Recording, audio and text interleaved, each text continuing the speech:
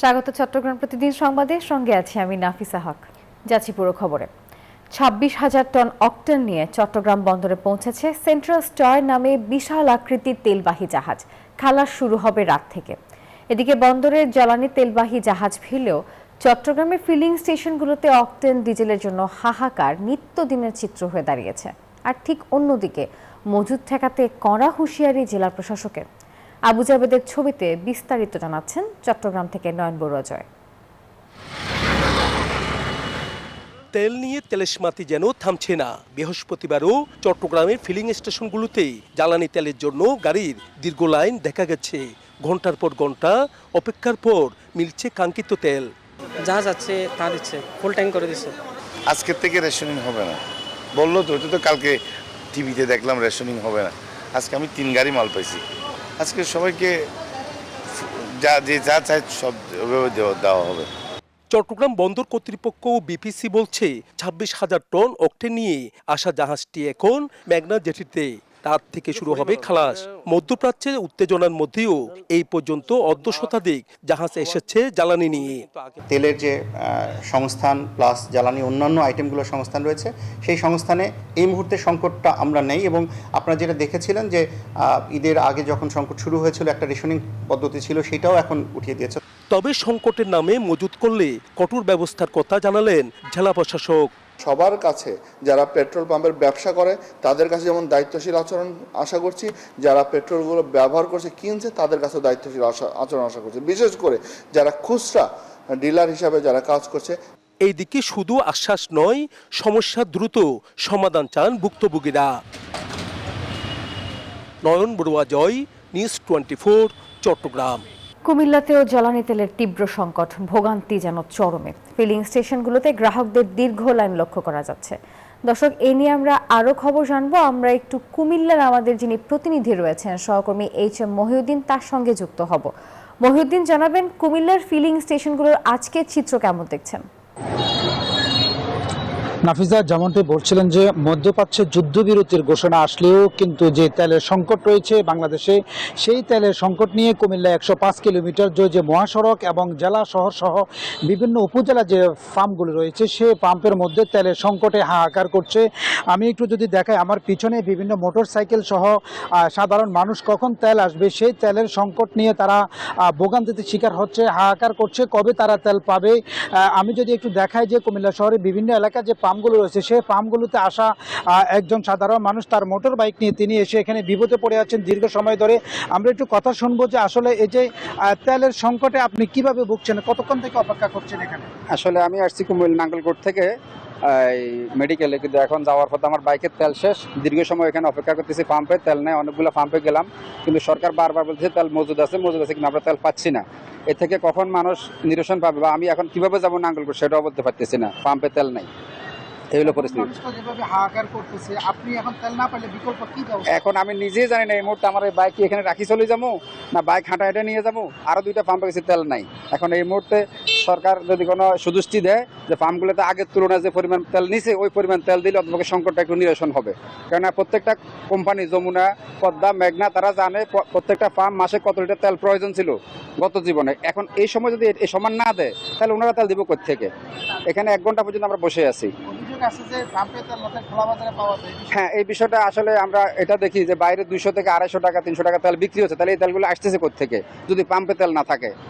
এখন পাবলিক তো কষ্ট পাইতেছে 2 দিকে, একটা হলো ভোগান্তি তেল পাচ্ছে না, আর একটা হলো বাড়তি দামে তেল পাইতেছে খোলা বাজারে।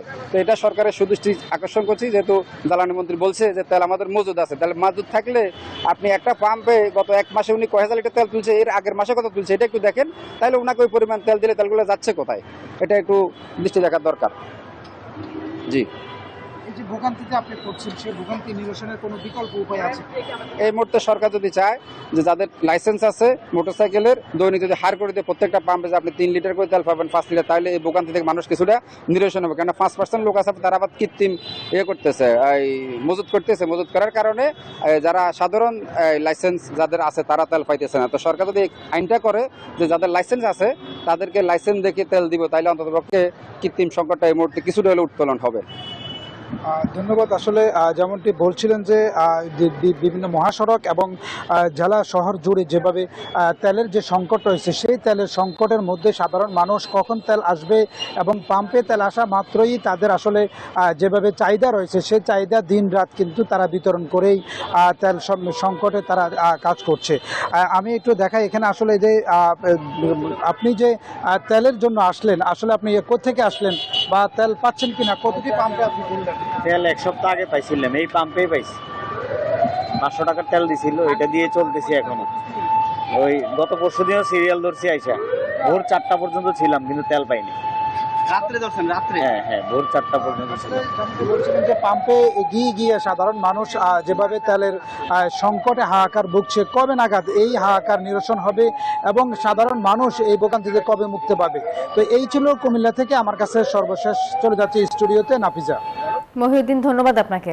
সিটি ব্যাংক ও সিটি আলোর আয়োজনে চট্টগ্রামে বসেছে একদিনের আলোর মেলা। City bank PLC OR Nizam road শাখার পার্কিং এরিয়ায় আয়োজিত এই মেলার উদ্বোধন করেন হেড অফ সিটিজম ও সিটি আলোর ফারিয়া হক। এ সময় হেড অফ সিটিজম বলেন, নারী উদ্যোক্তারা যেন সহজে ঋণ পায় সেজন্য সিটি আলোর আওতায় রয়েছে আলো এন্টারপ্রেনিউর ফাইন্যান্স। এই সেবার আওতায় কুটির ও ক্ষুদ্র শিল্প উদ্যোক্তারা 1 থেকে 5 লাখ টাকার ঋণ নিতে পারবে বলে তিনি জানিয়েছেন। মেলায় 22 জন নারী উদ্যোক্তা তাদের হরেক রকমের ব্যবসায়িক পণ্য প্রদর্শন করেছেন, যার মধ্যে রয়েছে হোম ডেকোর, হস্তশিল্প, বাহারি খাবার সহ নকশি কাঁথার পণ্য। চট্টগ্রামের বন্দর থানা এলাকায় এলিভেটেড এক্সপ্রেসওয়েতে কার দুর্ঘটনায় এক কলেজ ছাত্রী নিহত হয়েছে। বৃহস্পতিবার বিকেলে বারেক বিল্ডিং মোড় এলাকায় এই দুর্ঘটনা ঘটে। এই ঘটনায় গাড়ি চালককে আটক করেছে পুলিশ। পুলিশ জানায়, বেপরোয়া গতিতে গাড়ি চালানোর কারণেই এমন দুর্ঘটনা ঘটে। নানা আয়োজনে রাঙামাটিতে আজ চলছে বৈশাখী উৎসব। এই উপলক্ষে বসেছে বৈশাখী মেলা। মেলা উপলক্ষে বর্ণিল শোভাযাত্রা শহর প্রদক্ষিণ করে। কালবৈশাখী ঝড় উপেক্ষা করেও মেলায় ভিড় জমেছে নারী পুরুষের। 10 ভাষাভাষী 11টি ক্ষুদ্র ক্ষুদ্র নৃগোষ্ঠীদের ইতিহাস, ঐতিহ্য আর সংস্কৃতির মিল রেখে সাজানো হয়েছে মেলার স্টলগুলো। আগামীকাল পর্যন্ত চলবে এই বৈশাখী মেলা উৎসব। এছাড়া আগামী 12 এপ্রিল শুরু হবে ক্ষুদ্র নিরাপদ ঐতিহ্যবাহী ফুল বিজু উৎসব। রাঙামাটি কাপ্তাই হ্রদে ফুল ভাসিয়ে জাতির জন্য মঙ্গল কামনায় প্রার্থনা করবেন তরুণ তরুণীরা। এদিকে খাগড়াছড়িতেও বৈশাখী উপলক্ষে বর্ণাঢ্য শোভাযাত্রা সহ নানা আয়োজন চলছে। দীর্ঘ 1 বছরের অপেক্ষা শেষে বৈশাখী শোভাযাত্রায় যোগ দেয় ত্রিপুরা সম্প্রদায়ের বিভিন্ন বয়সী মানুষ। এ সময় নিজেদের ঐতিহ্যবাহী পোশাক পরে শোভাযাত্রাকে আরও রঙিন করে তোলে তরুণ তরুণী এবং শিশুরা। পরিবেশন করা ঐতিহ্যবাহী গেরুয়া ও ত্রিপুরা নৃত্য। আয়োজনে অংশ নিয়ে তারা বেশ খুশি। টাউন হল থেকে শুরু হওয়া শোভাযাত্রাটি খাগড়াছড়ি সরকারি কলেজ মাঠে গিয়ে শেষ হয়।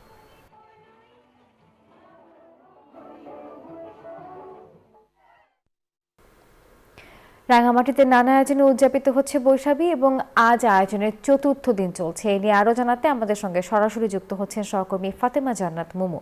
মুমু, জানাবেন উৎসব ঘিরে আজকের আয়োজন কেমন দেখছেন?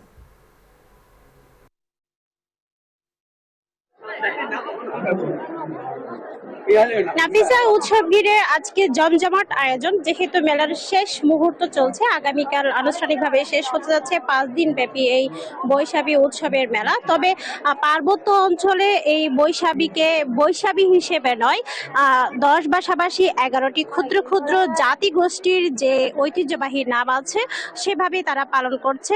যেমন চাকমারা বিজু, ত্রিপুরারা বৈশু, মারমারা সাংরাই বিহু এবং চাংক্রাং সাংলান বৈশু, চাংখ্রাইন পাতা ও বাংলা নববর্ষ নামে ভিন্ন ভিন্ন নামে এবার বৈশাখীটাকে পালন করা হচ্ছে। রাঙামাটিতে এই 5 দিন ব্যাপী বৈশাখী মেলাতে অসংখ্য নারী পুরুষের ঢল নেমেছে। যদিও কালবৈশাখী ঝড় কারণে কিছুটা বিঘ্ন হয়েছিল, তবে সন্ধ্যা নাগাদ মানুষের আনাগোনা বেড়েছে। বিশেষ করে তরুণ তরুণীদের ভিড় জমেছে। একই সাথে পাহাড়ি বাঙালিদের মিলন মেলায় পরিণত হয়েছে মেলাস্থল। মেলাকে ঘিরে ব্যাপক নিরাপত্তার ব্যবস্থা করেছে প্রশাসন এবং বিভিন্নভাবে নিরাপত্তা জোরদার করা হয়েছে, যার কারণে টানা এই 4 দিন মেলাতে কোনো ধরনের বিশৃঙ্খলা সৃষ্টি হয়নি এবং এই মেলাটা সুন্দরভাবে উপভোগ করছে। এছাড়া 12ই এপ্রিল ফুল বিজুর মধ্য দিয়ে চাকমা সম্প্রদায়ের যে বিজুর মূল আনুষ্ঠানিকতা সেটি শুরু হবে। এরপর মূল বিজু এবং বাংলা নববর্ষ 14 তারিখ একই সাথে চাকমাদের গজ্জা পজ্জা অনুষ্ঠান অনুষ্ঠিত হবে। পুরনো বছরকে বিদায় এবং নতুন বছরকে বরণ করতে মারমারা জলখিলি উৎসবের আয়োজন করা হয়, যার কারণে অর্ধ মাস ব্যাপী চলে রাঙামাটিতে এই বৈশাখী উৎসব। তো রাঙামাটি থেকে এই ছিল আমার কাছে সর্বশেষ। তো ফিরে যাচ্ছি স্টুডিওতে। নাফিসা। মুমু, ধন্যবাদ আপনাকে। দর্শক, আর এই ছিল নিউজ 24 সংবাদ, চট্টগ্রাম প্রতিদিন সংবাদের এখনকার আয়োজনে সঙ্গে থাকার জন্য ধন্যবাদ সবাইকে।